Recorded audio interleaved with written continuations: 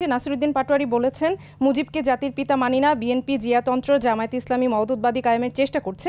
এই মুহূর্তে এনসিপি কি চেষ্টা করছে? অনেকেই বলে যে এনসিপি জুলাইয়ের চেতনাকে বিক্রি করে চলেন।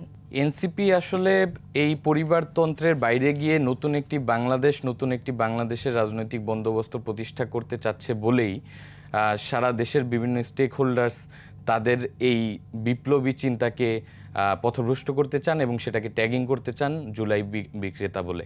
কিন্তু যদি বলে থাকে তাহলে জুলাইকে এখন পর্যন্ত যারা সবচেয়ে বেশি ধারণ করে এবং জুলাইয়ের শহীদ থেকে শুরু করে আহতদের সাথে সবচেয়ে বেশি কানেক্টিভিটি এবং সেটিকে এখন পর্যন্ত ডকুমেন্টেশনে নেওয়া। আপনারা জানেন যে আমাদের এই জুলাইকে নিয়ে যেই ডকুমেন্টারিগুলি হচ্ছে সেখানেও জাতীয় নাগরিক পার্টির একটি বড় অবদান আমরা দেখতে পাচ্ছি। তো সেক্ষেত্রে জাতীয় নাগরিক পার্টিই আসলে জুলাই যোদ্ধা থেকে শুরু করে জুলাই শহীদদের জন্য এই যে ঘোষণাপত্রটি হয়েছিল সেই ঘোষণাপত্রের জন্য কিন্তু আমরা সেই যমুনা ভবন ঘেরাও থেকে আমরা বেশ কয়েকটি আন্দোলন সেখানে আমরা সূত্রপাত করি। তো সেটি জুলাইকে ধারণ করেই বলেই আমরা সেটা করি। বরং আমরা দেখেছি বিভিন্ন ব্যানার থেকে স্থানীয় থানা থেকে শুরু করে ইউএনও অফিস পর্যন্ত এই জুলাই যোদ্ধা বলে নিজেকে বিভিন্ন ধরনের কাজ বাগিয়ে নেওয়ার চেষ্টা করে বড় বড় রাজনৈতিক দল বলতে আমরা যাদেরকে চিনি তার তৃণমূল নেতৃবৃন্দরা।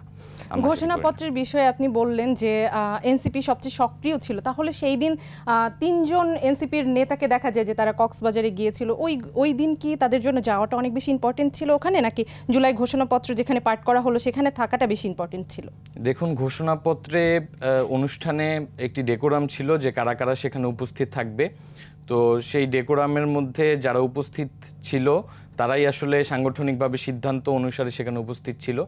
আর এর বাইরে আপনারা হয়তোবা টিভিতে দেখেছেন যাদের চিটাগংয়ে আমাদের যে নেতৃবৃন্দরা ছিলেন তাদের কথা, কিন্তু এর বাইরেও আমি সহ আরও অনেকেই সেই দিন সেখানে উপস্থিত ছিলাম না, কারণ আমাদের ব্যাপারে সংগঠনের কোনো সিদ্ধান্ত ছিল না। সুতরাং এটাকে যদি আমরা একটা দৃষ্টিভঙ্গিতে দেখানোর চেষ্টা করি সেটা রাজনৈতিক অস্ত্র হিসেবে, সেটা আসলে দেখানো যেতেই পারে, কিন্তু এটা নেহায়েতই একটি পারিবারিক ভ্রমণ ছাড়া আর কিছু ছিল না। পারিবারিক ভ্রমণে তিনজন নেতাকর্মী একসাথে চলে গেলেন, তারা কি পরিবারের সদস্য? আমরা এনসিপির সকলেই নিজেদের পরিবারের সদস্য মনে করি এবং সেখান থেকেই আমাদের এই অভ্যুত্থান থেকে, যেহেতু জীবন মরণের লড়াই থেকে আমাদের এই রাজনীতিতে শুরু হওয়া, তো সেখানে আর পাঁচটা দলের মতো স্বার্থের সম্পর্ক থেকে পরিবারের সম্পর্ক আমাদের মধ্যে বেশি। এবং সেখানে এর আগেও 5ই আগস্টের আগে, ঘোষণাপত্রের দিনের আগে একটা লম্বা সময় নাসিরউদ্দিন পাটোয়ারি, সাজিদ আলম সহ এরা বেশ একটি ক্লান্তিকর সময়ের মধ্যে দিয়ে গিয়েছে। তো সেখানে তারা, আপনি দেখেছেন যে পরিবার সহই তারা সেখানে উপস্থিত।